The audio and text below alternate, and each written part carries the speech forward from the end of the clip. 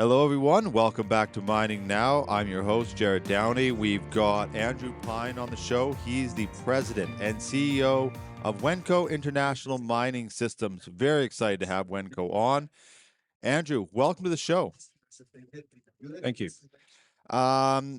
So this is the first day of SME. We're recording the episode at. How's the show so far? Are people showing up already? Yeah, it's quite busy. I was here 4 years ago, and I would say my impression is it's busier than then. So yeah, it's looked like a pretty good show. How long have you been in the mining industry? Oh, my first exposure to the mining industry was way back in 1997. So that's quite a few years. 97? Yeah, that's a while. What was your initial role, or how did you enter into it? Yeah, I was initially recruited. I'm from Perth, Western Australia. That's where I hail from. Lived in Canada the last 10 years. I was recruited by a mining software company, and they were involved in the mine planning and geological modelling, so upstream from what we're doing now. Yeah, that took me through a lot of Asia and China and Russia for a number of years. So that was a very interesting experience. And I've been in Canada the last 10 years. Where did you start with Wenco? In 2016, I was recruited to take over from the founder of the company. So yeah, 7.5 years I've been at Wenco. Oh, okay. Can you I might circle back to that and just get a little more of your backstory on it, but can you just give us a snapshot of Wenco for anybody who doesn't know? Yeah, sure. So Wenco's core technology is fleet management for the mining industry, open pit. And Wenco was a company that was founded by three mining engineers that came out of the coal mines of British Columbia. So the company's been around since the 1980s. So it has a long history. And in 2009, the company was acquired by Autonomy Construction Machinery. So since then, it's been a holding owned subsidiary. And as I mentioned, I took over from Phil, one of those three founders, 7.5 years ago. I'm always interested when people take over as a CEO. What was the first month like? You know, it was interesting. I had a long history working for a company that was quite a lot bigger than Wenco at the time, and even though we were servicing the same mines, we were dealing with different people. And Wenco was a system I was familiar with. Because I've been shown the technology by some of the Wenco big customers. I would say that Wenco's core competence was engineering. They were very focused on building a high quality product. The reason that I was recruited by Hitachi to take it over was my background's more on the commercial side. My history, as I mentioned earlier, was building businesses up through Asia and Russia. Well, almost 25 years ago now, when mining technologies, mining software technologies specifically, were really non-existent in that part of the world. So I had a history of educating miners around what technology could deliver, and when they were looking for someone to take over from Phil, the founder, they approached me, and I came in, and it's been a very satisfying 7.5 years since that time. I want to get into on your website. I've got in front of me now. You're talking about pioneering open autonomy, and I want to talk about that. But I'm just before we do that, just some insight when you're talking about Russia, parts of Asia. Was the adoption then? How do you compare adoption of technology now to then? Was it easier then? Or is there a bigger appetite for it now? What is your sort of sense of where the industry's at? Just personally, your personal view. Yeah, I mean, it's interesting. I would say that it's better now, and I've got some quite strong views on this topic actually. Certainly, my experience in Asia and China, I'll talk about that because that was really quite an eye opener for me. And it was February 2000 that I went to China for the first time, and that was 8 years of some pretty rich experiences. But the mining industry generally, I would say that up until 2016 weren't characterized as early adopters of technology. However, we had a sustained downturn between 2012 to 2016 And coming out of that, I think that a lot of the leaders in mining realize that their playbook of when prices are down, cut costs, and we'll be okay until the next upswing, because obviously the mining industry and commodity prices are very cyclical. But I think that downturn was sustained over a longer period of time, and coming out of that, I saw a new generation of leaders emerging in the industry, and certainly those new leaders were looking to change the business model. And from someone that's been on the technology side of the equation for as long as I have, that was a real breath of fresh air, because what I saw was much more of an innovative style. Mm. Mining companies would pilot new technologies. They were more collaborative. The models were becoming healthier in terms of the engagement with vendors. And I think that what that has led to is an explosion of software technology companies. And I'll talk about that specifically. There's a lot of engineering and other parts of the business, but that's not an area that I know enough to comment too much about.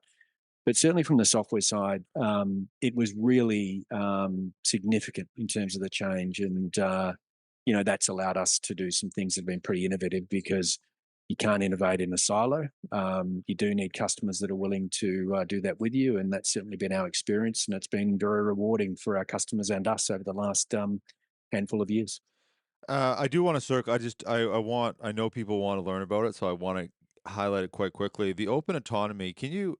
What is it? In a sense, is it, I see it and I go, oh, this is like an open software platform, but for specific to autonomy. So I made some assumptions, but I'll let you actually walk through what that is. Yeah, sure. So maybe the best way to explain it is, if we look at autonomy, let's call it autonomy 1.0 in mining, which was basically what the equipment OEMs were bringing to the market. So Caterpillar and Komatsu. So in an autonomy system, there are layers of technology, and the base layer is the truck itself. Then you have what we call a drive-by-wire capability, which is the next layer of technology that controls the truck, the steering, the braking, the acceleration. And then you have the onboard autonomy system that's actually delivering the autonomy, the sensors.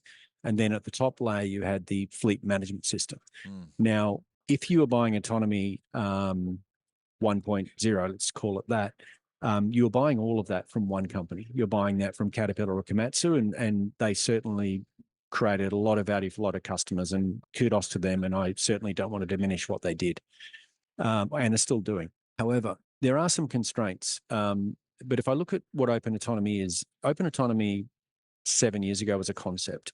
And the concept was, let's understand the layers of technology, and let's look at, can we provide a capability for companies to enter the mining industry and deliver a component, one of those layers of technology.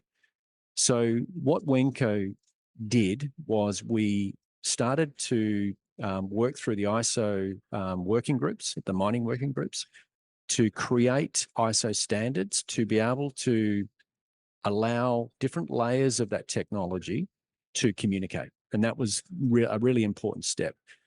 So effectively what open autonomy is, it is a system that allows different companies to provide different layers of technology.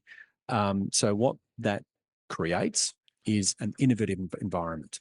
And we've certainly seen that. And, that's really what we can talk about at this conference this week, because the customers we've been working with for a while have now allowed us to start to share some of the work we're doing.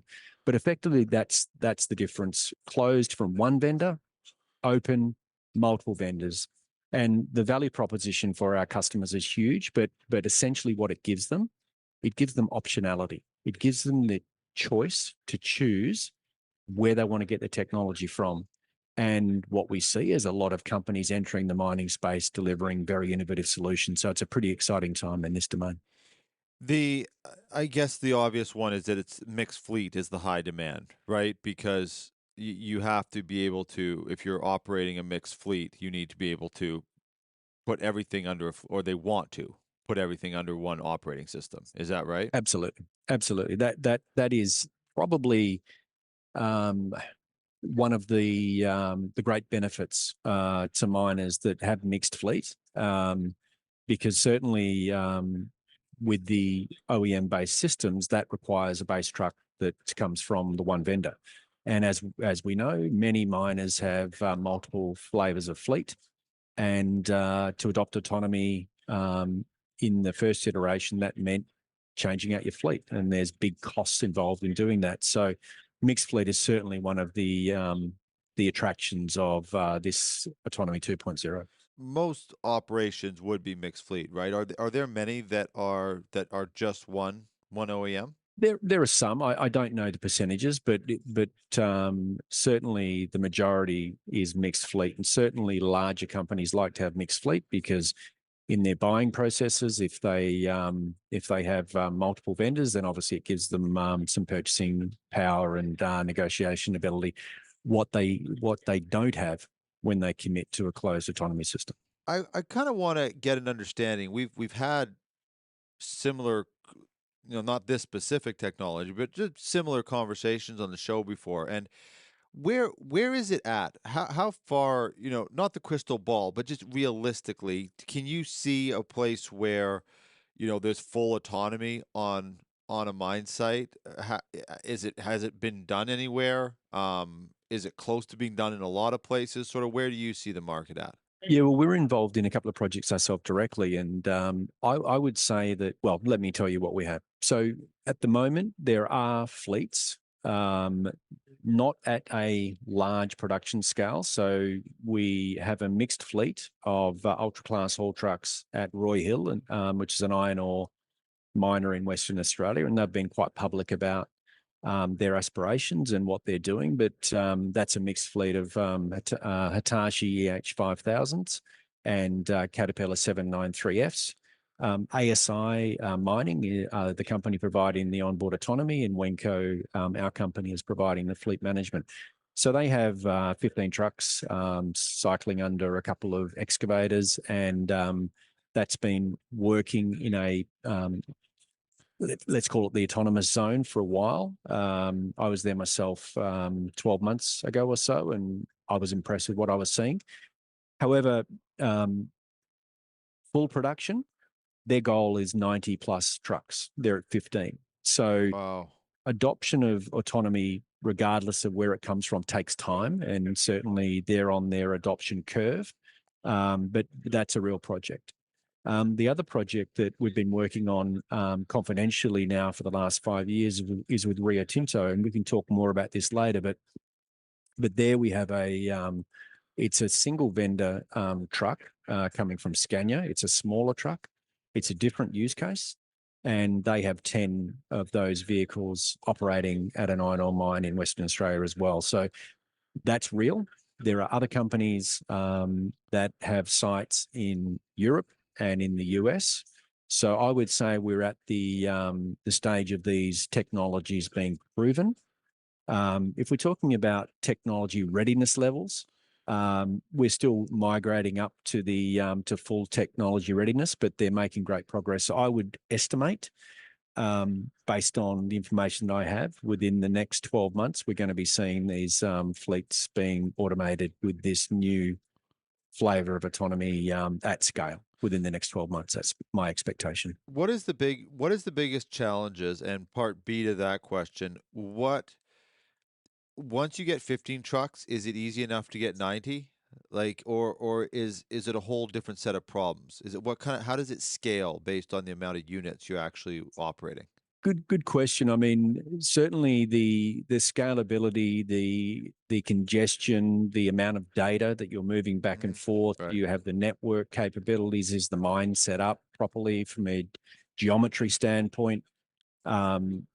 So there's a whole lot of challenges to migrate up to a full production autonomous fleet, and there's different use cases as well. So, for example, in a large iron ore mine, you would have different dumping profiles, and without getting too much into the weeds, but dumping material over an edge or in a paddock is much less complex than direct tip into a crusher, for example, where Right.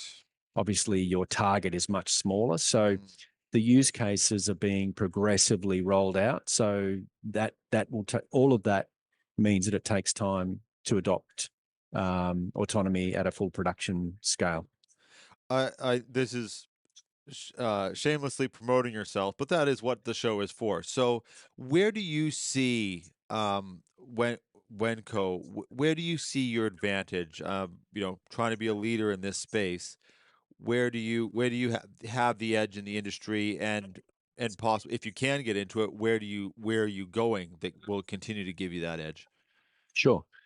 One of the characteristics of the Wenco company, and this existed when I arrived 7 years ago, is Wenco as a company were very engineering centric. So they're very focused on the technology, and they're also very focused on customer value.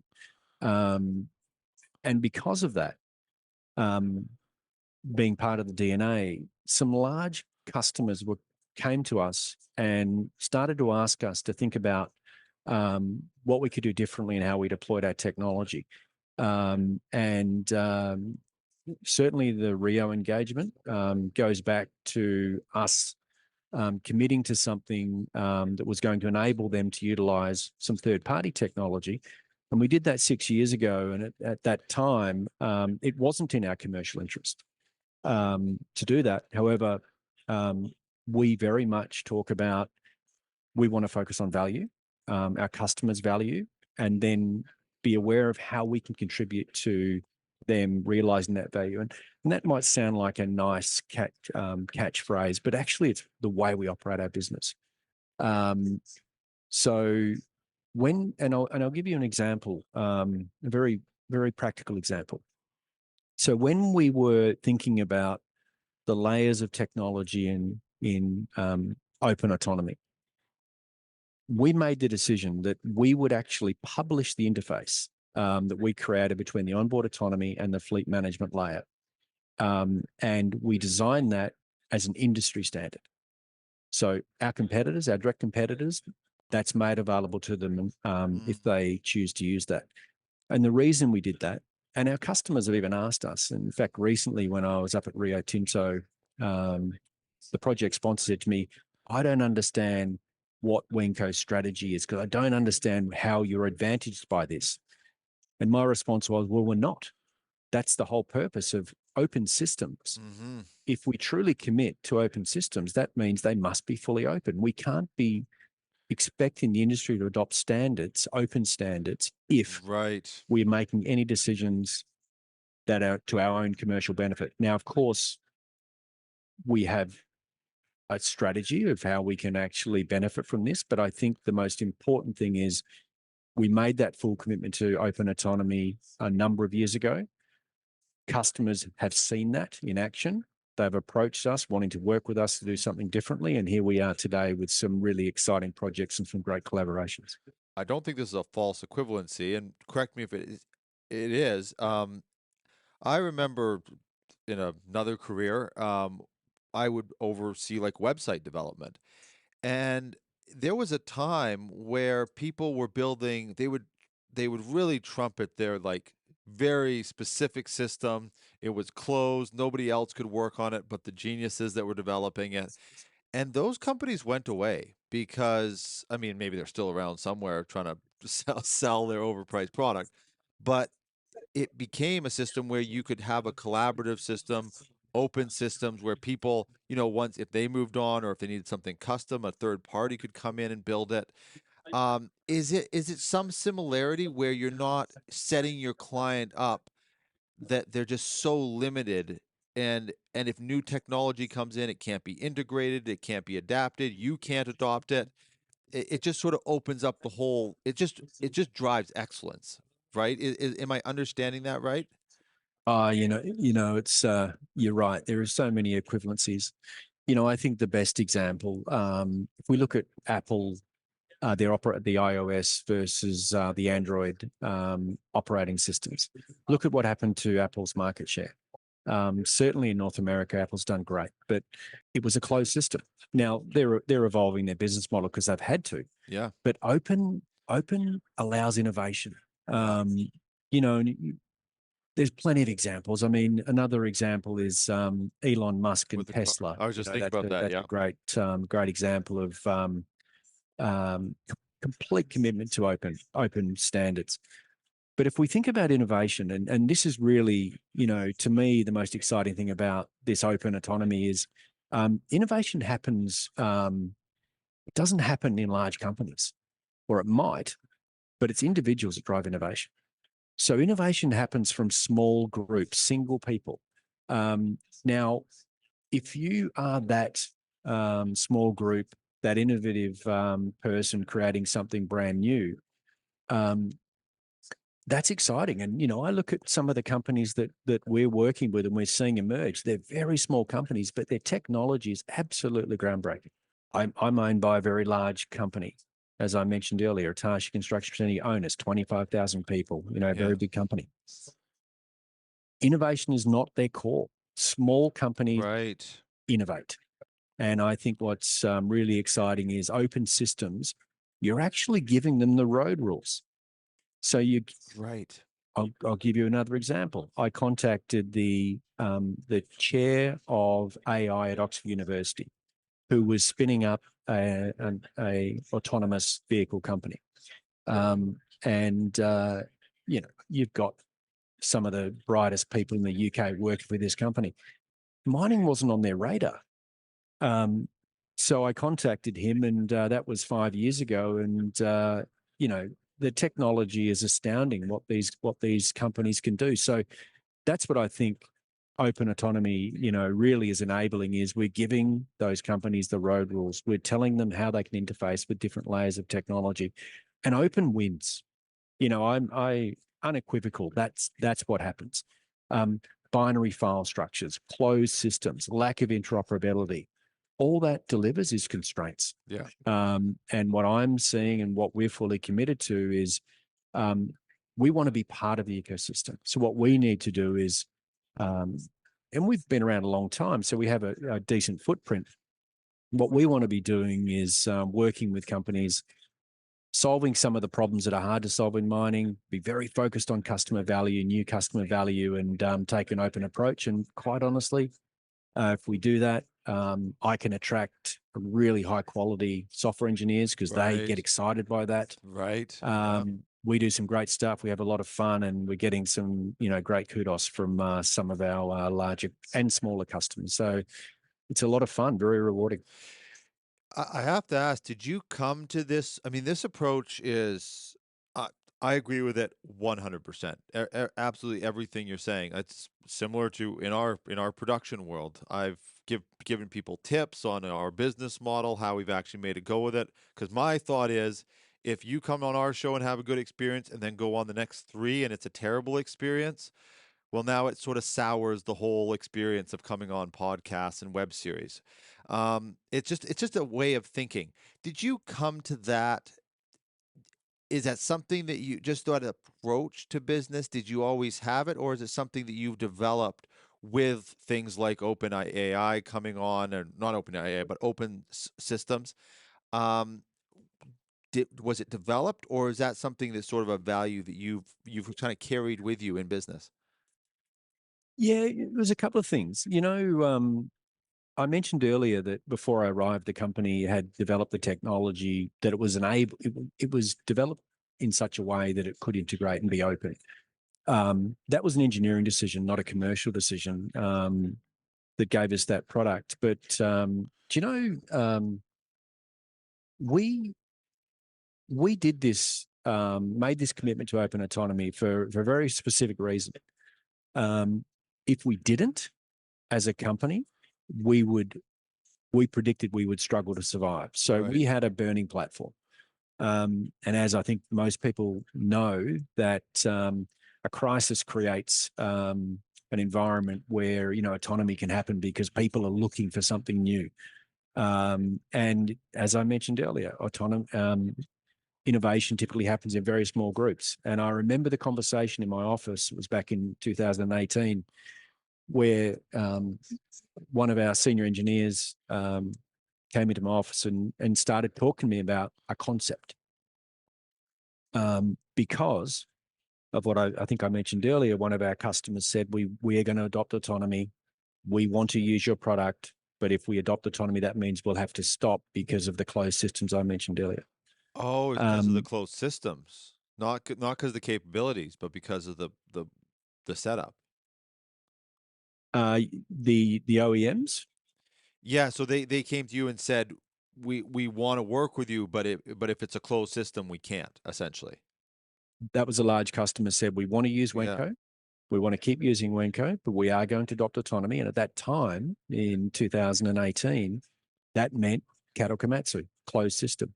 Oh, So I see. Okay. that was our crisis, um, because we're looking at all the reports that in 10 years, 70% of miners were going autonomous, and we didn't have a dog in that fight. Wow. Um, so this engineer came into my office and he said we should be looking at documenting how we could deliver an open system in the autonomy domain.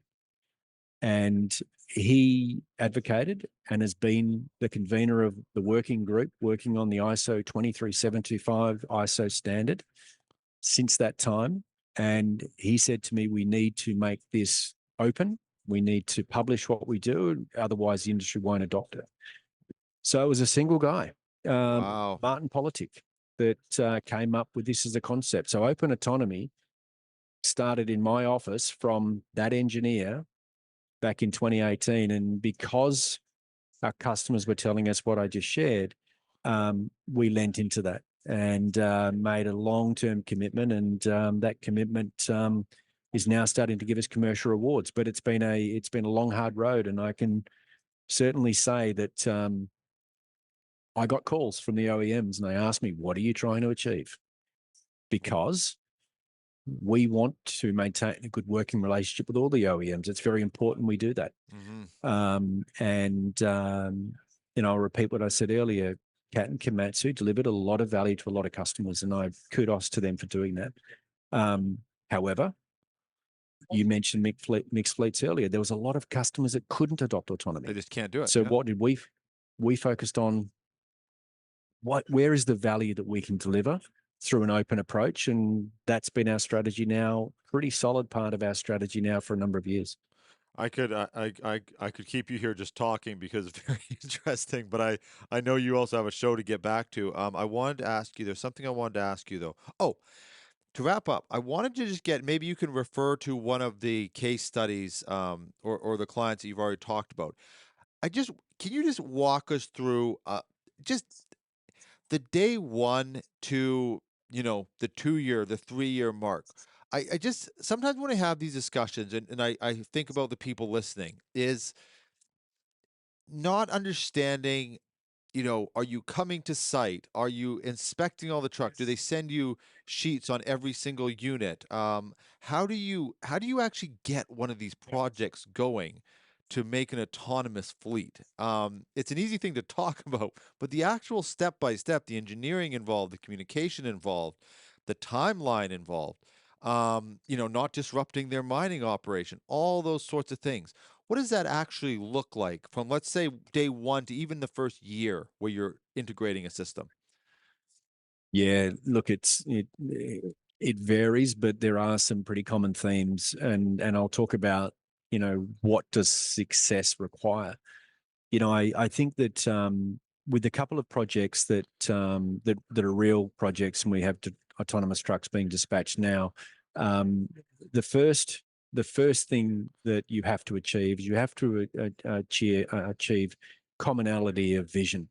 Um, and these things aren't easy. And when you're looking at tripartite, multi-partate agreements here, everyone has their own commercial interests. So the first hurdle to get over is each of the parties committing to a common goal, and that's really critical.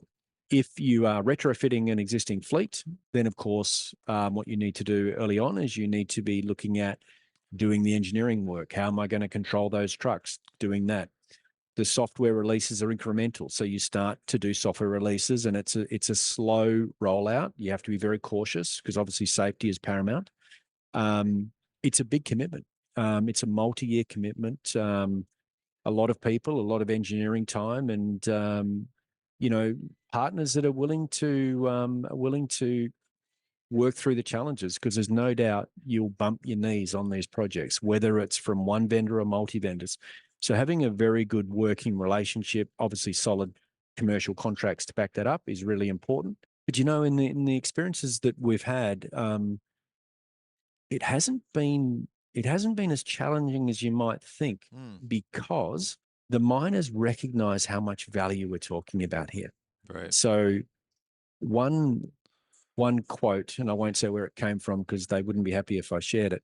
Um, One quote was, "Yes, this might be big investment, but this is worth billions to us." So it is, the size of the prize is huge, Right. and that's why. And we're co-investing. I mean, these are big numbers we're talking about. We're co-investing. We're 35% of the investment is us investing our people, engineering time, and then obviously we're Wow. getting customers pay us to accelerate us developing and delivering into the market. So yeah, they're really great projects. They really are. I mean, we've got some great partners. I mean, Roy Hill, I mentioned earlier, Rio Tinto. You know, they're, and I go back to my comment earlier.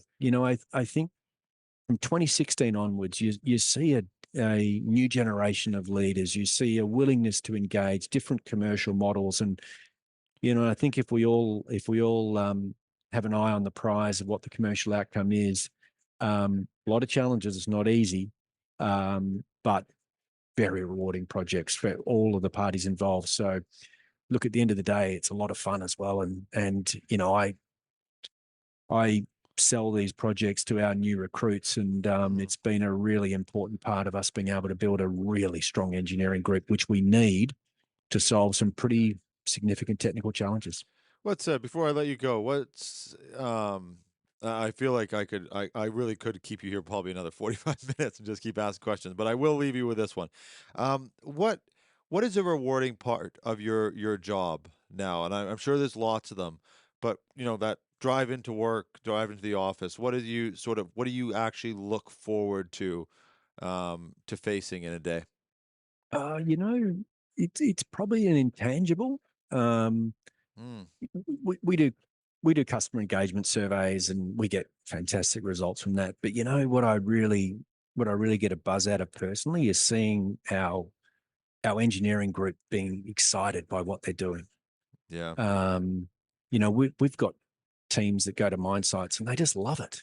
These guys are software engineers that sit behind computer screens, and when they come back from a mine site and they've had the reflective gear on and the steel cap boots and the hard hats, and they're just so excited and invigorated what they're doing. I love that. I see that passion, Yeah. the rewarding work they're doing, and quite genuinely, it makes me really happy to see that, because if you love what you do, you never work a day in your life. And I think that we've got we have a lot of that. So I love that. That's that in the stage of my career. If we can create an environment where that's the experience our staff are having, that's the most rewarding thing. Well, I will tell you, it's pretty rewarding for me getting to do this for a living.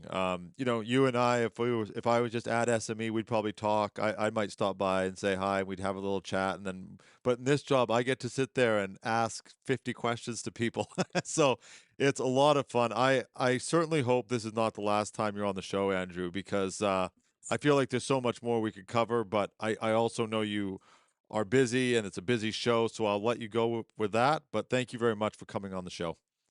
No, my pleasure. Nice to chat with you. And thank you everybody for watching.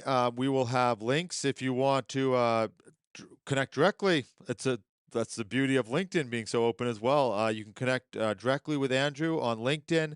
Of course, we'll have links to the Wenco website. They've got a YouTube channel. They've got a LinkedIn as well. We'll put all of that in the description of this video and be tagging them. So make sure to follow and subscribe and check out their website. And thank you for watching. Thank you to sponsors and viewers and guests on the show and our team out there getting all this production put together. We will see you on the next episode of Mining Now.